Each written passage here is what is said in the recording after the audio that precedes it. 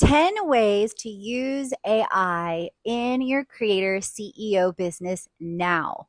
Friends, if you are not using AI in your business, you are missing out. I save over 40 hours a week either using AI and or training the team to use AI.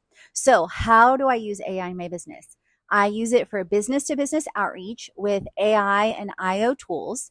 I use it in my CRM, which is my customer relationship management system within ClickUp.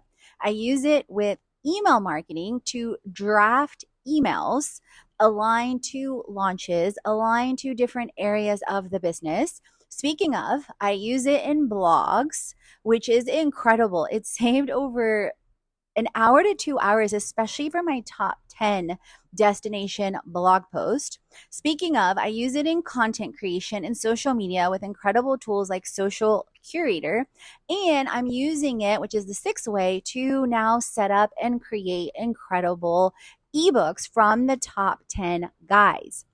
Number 7, I use it in video production and outlining my videos. Speaking of, number 8, I use it in my podcast for the podcast descriptions and even more.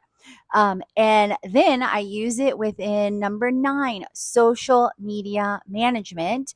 And number 10, data